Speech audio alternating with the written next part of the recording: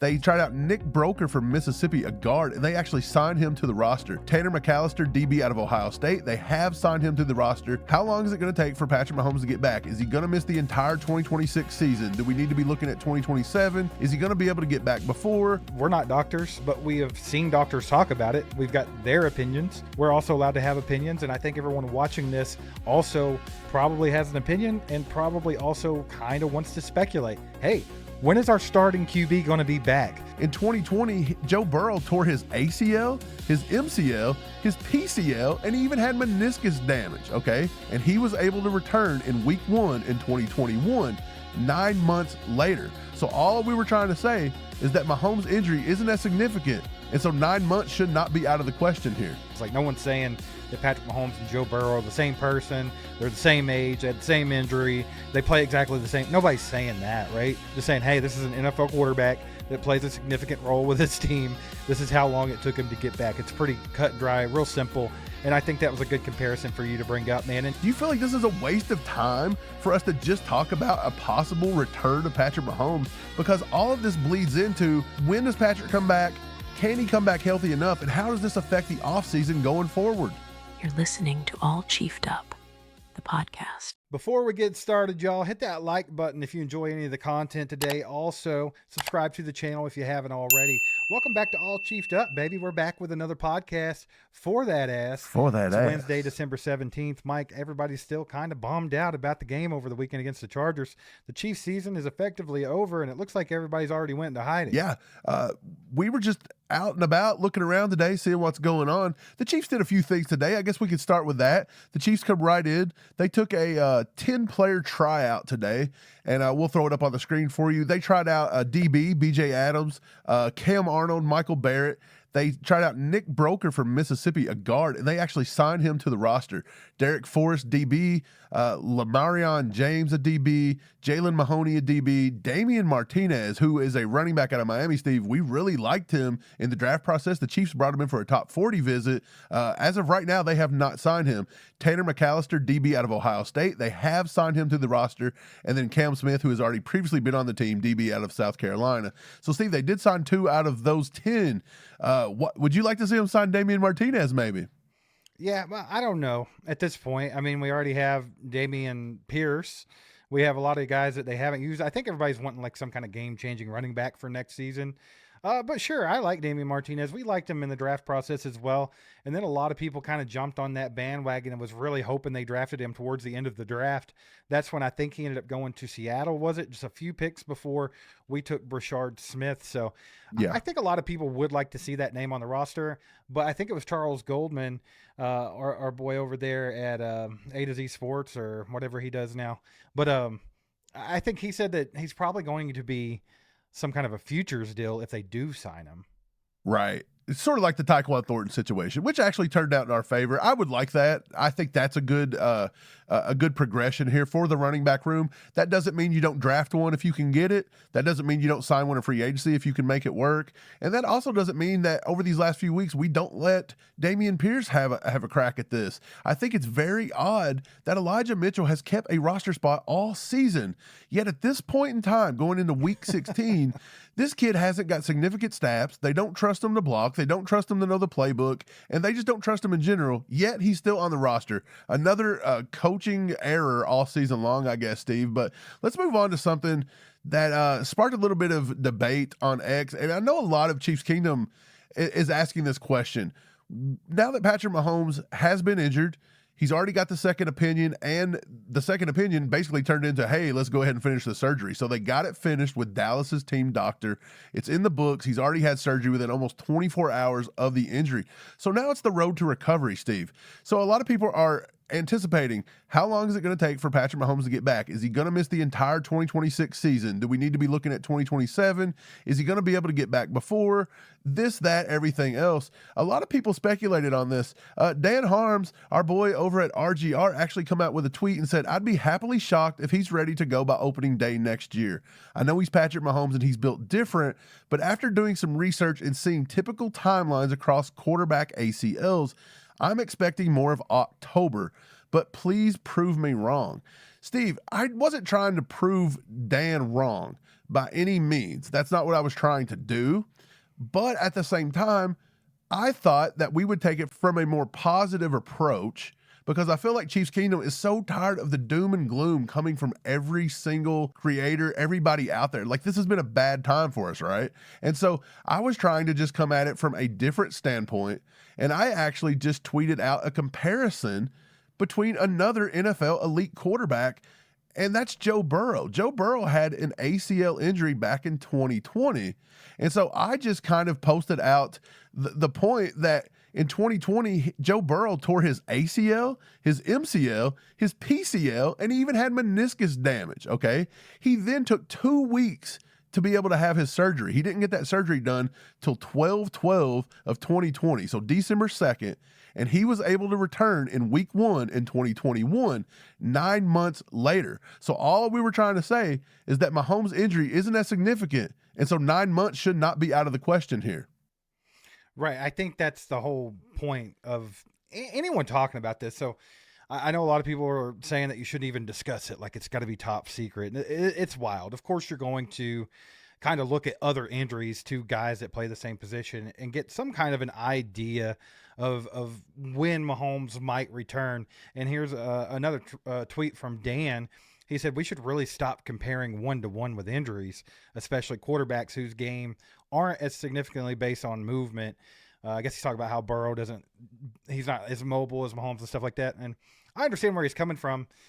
It's really hard to do that, but I think it definitely just gives you somewhat of a timeline. Like, that's all it is. Like, no one's saying that Patrick Mahomes and Joe Burrow are the same person. They're the same age, they had the same injury, they play exactly the same. Nobody's saying that, right?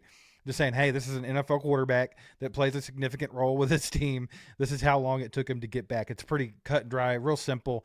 And I think that was a good comparison for you to bring up, man. And you're not the only one that thinks that either. I mean, there are doctors out there, Mike. There's Jesse Morse. He's a sports doctor, sports medicine, stem cell specialist, like all kinds of stuff, dude. He says that he thinks Patrick Mahomes will start week 1 of 2026 for the Kansas City Chiefs, which puts him at that 9 to 9.5 month timeline. And then he went a little bit further to say that the best comp for Patrick Mahomes' ACL/LCL surgery would be Carson Wentz back in 2017. Said he suffered it in week 14. Mahomes was in 15. And then Wentz actually had a more complicated injury than Mahomes because he had the ACL, LCL, IT band, and meniscus. Mahomes only just had the ACL and LCL. Wentz returned in week 3 of the following season, a 9.5 month timeline. It also says that his stats for 2017 were just a little bit, they regressed a little bit the year he came back in 2018. So he played a couple less games. He didn't play as well, but then in 2019, he had a very good season.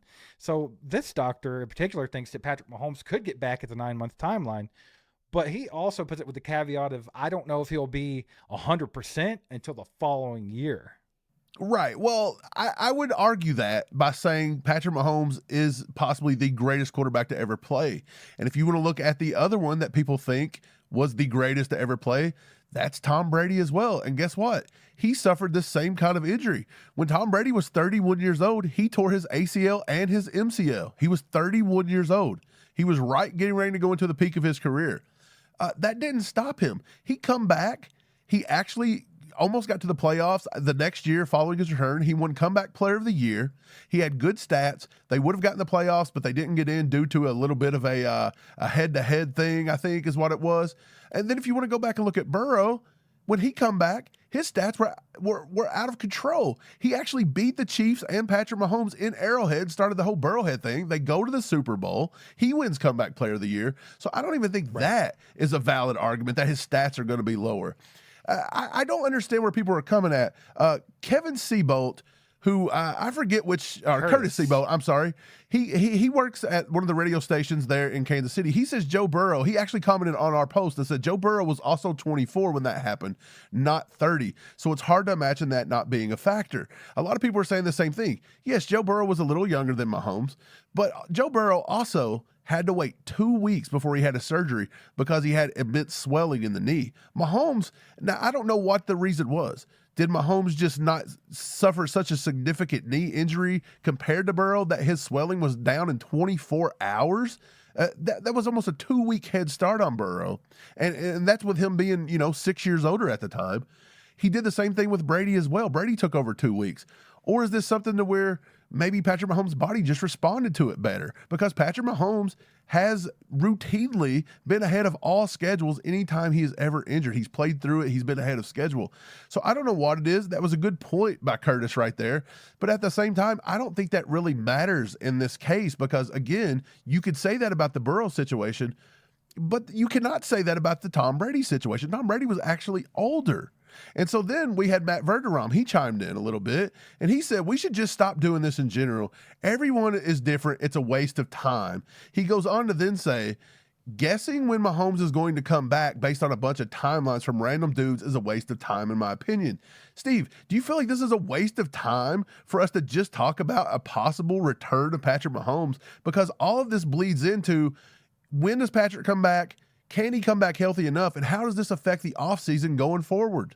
Chiefs Kingdom, please allow us to take this time to tell you about Brunt Workwear, because Brunt is offering up some insane apparel and some of the sickest boots we've ever seen. They've totally changed the game for workers across America and right here at the heart of it all in Kansas City. We were sent these boots to try out, and we were very skeptical. We don't need steel-toed boots to talk about Chiefs football. Well, that is unless Isaiah Pacheco is clomping around, and in that case, we're going to need a backup pair or two. These boots are the Marin boots, and right out of the box, we were blown away.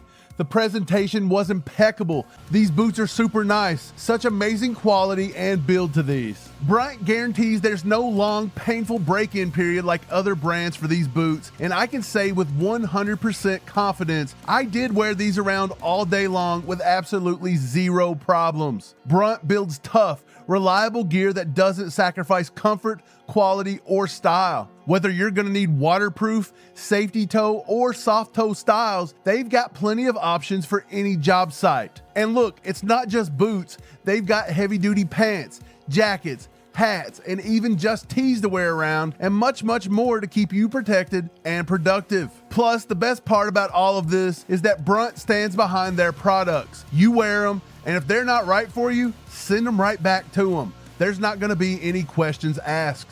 So right now, for a limited time, get $10 off at Brunt with code ACU at checkout. Head to bruntworkerwear.com/ACU, use code ACU, and gear up for all your working needs. After you order, tell them you heard about it here at All Chiefed Up.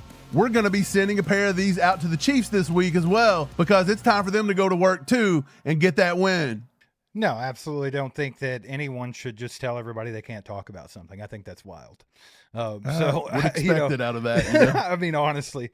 And yeah, no one really cares, I guess. I think mostly what fans want to know right now, and I mean, I know that was the first thing I thought of, right? Like, once you know Patrick has had the surgery and everything, it's like, cool, yeah, well, how's this going to go? How long could this take? And what's it looking like for next season? Our season this year is over. So obviously everyone's head's going to next year. How's that going to start out? Common sense, Mike, tells you that people are different than other people, right? And injuries Absolutely. are different than other injuries. So if you take the common sense part, which he uses to say that you should never talk about anything like this, it's just stupid. You can't and compare. a waste of time. Yeah. Don't compare. If you take the common sense part and you actually have some common sense, you can definitely talk about this to kind of compare and see when guys might return. No one's saying that this is exactly when it's going to happen. I mean, we're not doctors, but we have seen doctors talk about it. We've got their opinions. We're also allowed to have opinions. And I think everyone watching this also probably has an opinion and probably also kind of wants to speculate. Hey, when is our starting QB going to be back, especially after such a shithole season and him getting hurt, right? So I think this is actually something that everyone should be talking about right now.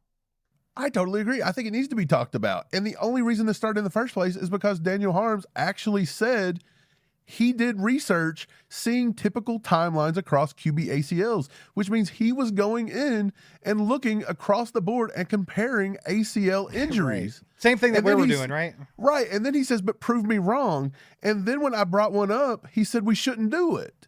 I don't understand it, Steve. People just love to attack all chiefed up. It's hilarious. Like, they will look for a sliver to come at us, but they will never support in any possible way, it seems. It's crazy, but that's what they want to do with their time, and they don't want to take us seriously in the Chiefs space and in the football conversation. I guess if you make a boner joke every once in a while, you couldn't possibly know anything about football. So, look, here's the thing.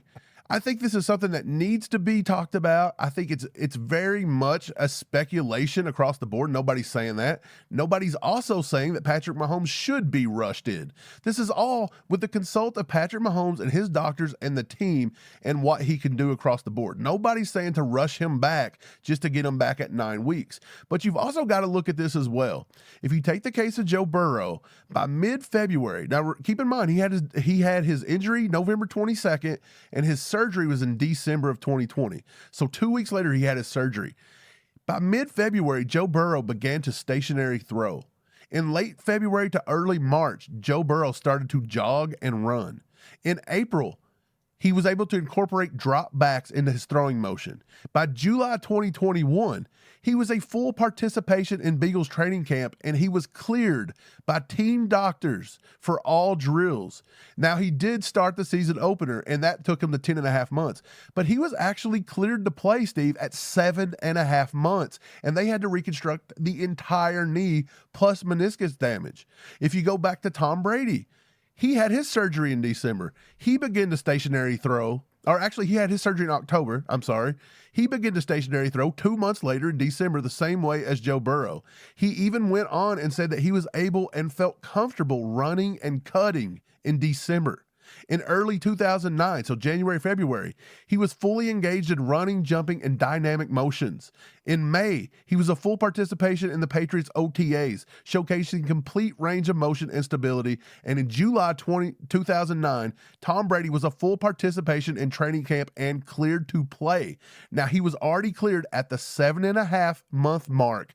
Just so happens he had to wait 12 months because that was how long it was to get back to the season, right? So there was all these things here that seems like this is just crazy to say 9 months, but by everything you're looking for, and we're not counting the advances in modern medicine, the advances in physical training, Tom Brady was back in 2008. It's almost been 20 years, and you're telling me if he could get back, having a setback in the beginning due to a staph infection and having multiple surgeries in the beginning, and he was still able to be cleared to play football at about the 8th month mark, Patrick Mahomes can't do it in 9. I think you're out of your mind to think that.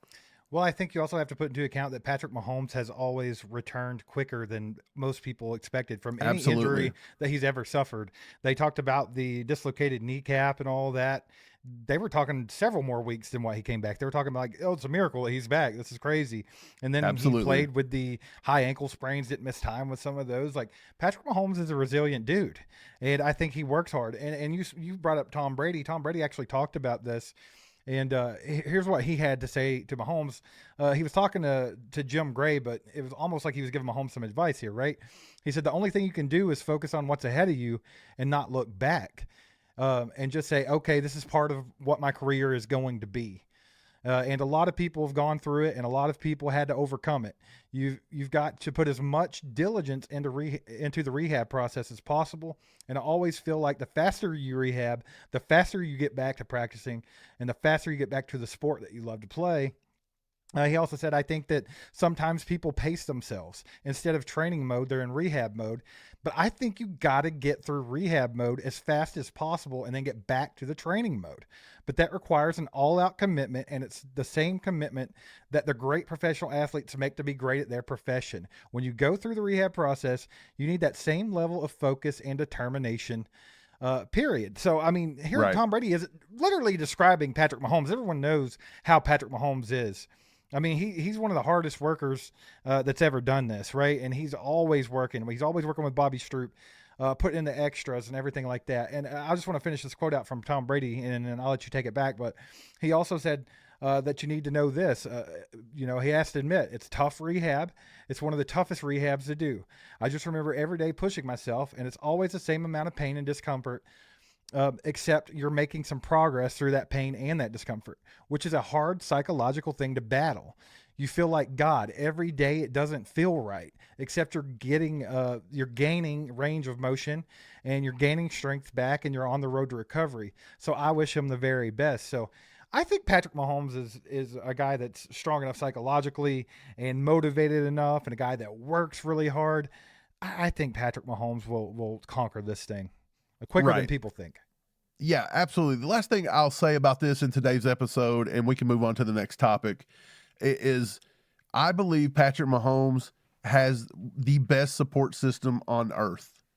Not only does he have a loving family, he's got children that he wants to get better for. He wants to play with them. He wants to do it. He's got the top-notch doctors anywhere he goes. He's got a top-notch organization. He's got Adidas behind him. He's got Texas Tech. He's got everybody behind him.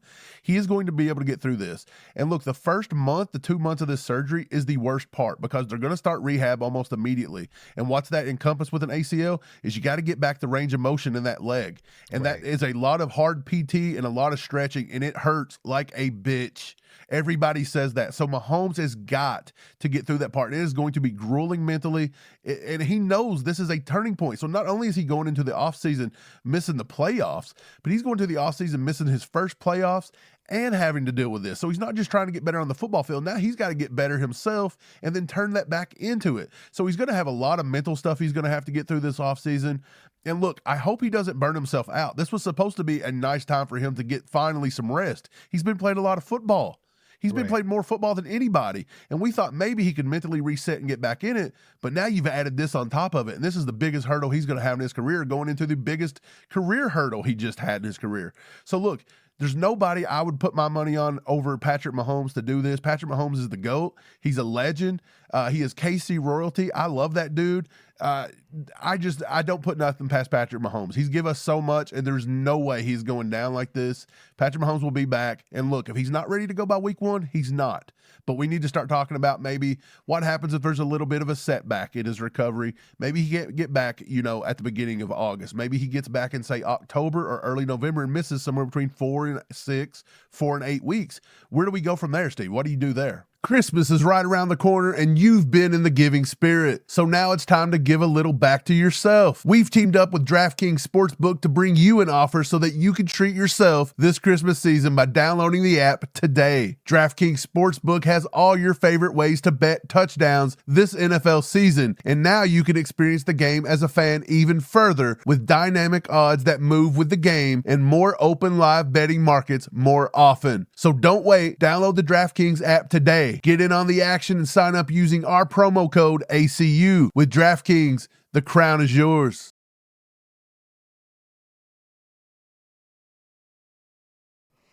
I don't know. I guess that's what we'll see, because we've talked also, this offseason after a failed season like the Chiefs had, we're talking about like, hey, you need to get rid of this coaching staff. Like as far as the offense goes, you need to come up with a whole new scheme. We got to reset this thing. We got to get some fresh ideas, some new blood in the house, and change some things up. And it's going to be very difficult to be doing all that with your QB1 in a rehabbing process, training to get back off of a ACL and an LCL tear. So, I mean, it's going to be a crazy offseason, dude.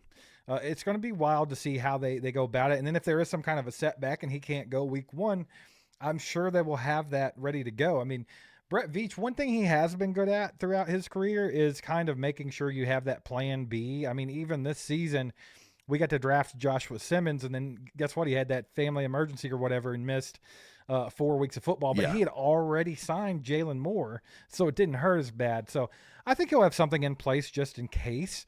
And I guess we'll kind of get a look at like probably Gardner Minshew this coming week. They're playing the Titans in Tennessee. I thought about going, but it's just like, it's almost depressing at this point and, just cold. So it's like, I probably won't, but I think you'll kind of get an idea of how that's going to run. I think the offense will be a little bit more efficient than what you saw last season with Carson Wentz. I think Gardner Minshew fits in a little bit better. I also think he'll sling the ball around a little bit more than Carson Wentz would. So, like I said in a live stream the other day, I wouldn't be surprised to see Minshew be able to succeed a little bit in the next couple of weeks, especially against opponents like the Titans and the Raiders, Yeah. So we'll see. We'll see how it goes. But maybe if Minshew does well, then maybe he's the guy they stick with, sign him for another year, and he'll just start the season out. Right. I totally believe this is a 3-week audition for Gardner Minshew. The other day didn't really count. He come in cold, Right. hasn't threw a ball. He's going to get a full week of practice this week. He's going to get 3 weeks with this being his team. He's going to be at the helm. I think they're going to get a really good look and see if they can move forward with him. And if so, I think they'll give him an opportunity in 2026. Right. But let's just say Mahomes has a little bit of a setback, or you're planning for the setback, or Minshew just signed somewhere else in the offseason. You're going to have to find a replacement there. We've been doing this every year. I went and dug up some 2026 free agents, and here's who comes up on the board. The top free agent is not a name that we're going to be able to get. The top free agent is Daniel Jones. You're not going to be able to grab him. There's no way. Aaron Rodgers would be your next one. A lot of people have said Russell Wilson could be a possibility, even at the age of 37, because he could give you wins. Now, I'm not for sure about that one. No. Marcus Mariota's a name, Tyrod Taylor. Zach Wilson right there on the board for me is somebody that could be a redemption story, somebody that we could throw in. He's very athletic. He is a turnover machine, but he did come from BYU. I think Joe Flacco's out of it. He's just too old. You go down the list, you have Kenny Pickett. That could be another one. Maybe. He's got some Philly ties, and he's got some Philly ties. Maybe he could revive his career. You got Garoppolo, Trubisky, Case Keenum. Trey Lance is another one that's mobile, got a strong arm. You can maybe look at bringing in Trey Lance. And then if you go into the final guys on the list, you've got Malik Willis. They've got Gardner Minshew listed. And you've got Sam Howell, who played in Philly. And, of course, you got Jake Browning, Tommy DeVito, but they're restricted free agents. Does anybody on that list, Steve, let's just say Gardner Minshew has a bad 3-week run. Anybody on that list that would intrigue you to come in and back up Patrick Mahomes next year and possibly have to start the season? No. You have to pick somebody because you need someone. Well, I mean, that's just it. I don't think it even matters. It really doesn't. Like I'm hoping Gardner Minshew looks good over these next few games because I actually like Minshew. I think he's the type of quarterback that could help get this offense kind of like at least a little bit more firepower, not firepower, but like intensity, like something, just a little boot in the ass, right? Just a little juice. Like, yeah, some juice. It's like maybe he can do that just by getting out and like forcing the ball down the field a little bit and just, letting it rip, playing loose. But if he don't, I don't know, dude. I don't know if it even matters. Like, honestly, like just re-sign Minshew for another year. We know Minshew can compete. He's done it for years with several different teams. I just don't see anybody on that list. I don't see wasting money on anybody on that list. It seems wild to me because I think worst case scenario, Patrick Mahomes might miss 3-4 games. And, you need to win those 3-4 games though if he misses though. You don't want to go behind the 8-ball like we did this year. But I mean, we're not getting Carson Wentz back. He was trash with us. Like we really thought maybe he could do something. He was not good in this offense. I'm with you. Like maybe Zach Wilson could be interesting or Trey Lance, but they're both notorious bust. Like I don't know if they're going to do anything anywhere. Malik Willis also. I mean, I don't know. I don't see anything that intrigues me. I don't want any of the old guys. Don't even start getting into Aaron Rodgers or Russell Wilson or Joe Flacco. Any of those guys. I'm over it. I don't know. No, I'm rooting for Minshew to do well. Zach Wilson. We talked about bringing him in last year maybe as the backup or maybe making a trade for him because we thought maybe Andy and them could get him in a system that could work. I really feel like him and Trey Lance have just been part of systems that they just couldn't really like adapt to, didn't fit their game very well. Both of those guys in KC might be okay, just for a few games anyway, especially getting a whole offseason with tutelage with Andy Reid and everybody, and maybe getting to take all the reps in the preseason if Patrick Mahomes does have that setback. So those two intrigue me a little bit. Kenny Pickett doesn't seem too bad. It's a guy that you could maybe bring in and see what you got there. But yeah, there's really nobody on there like you trust to win. I guess if I had to go old school, believe it or not, I'd probably take Russell Wilson out of all of them. I mean, he's got a little bit of an arm left, and he can get out of the pocket if he needs to. Wheelchair out there as opposed. I just don't even want to bring Russell that. Wilson, yeah, bro. Dude, absolutely. I would rather just lose 4 games, like forfeit 4 games, than have Russell Wilson on the roster. That's harsh, bro. It's the honest truth, though. I mean, he's a clown show. Like, we don't need any of that in Kansas City. Damn. Okay. Well, that's going to wrap it up for the day. Thanks for watching, subscribing, clicking that bell. Share this with a friend.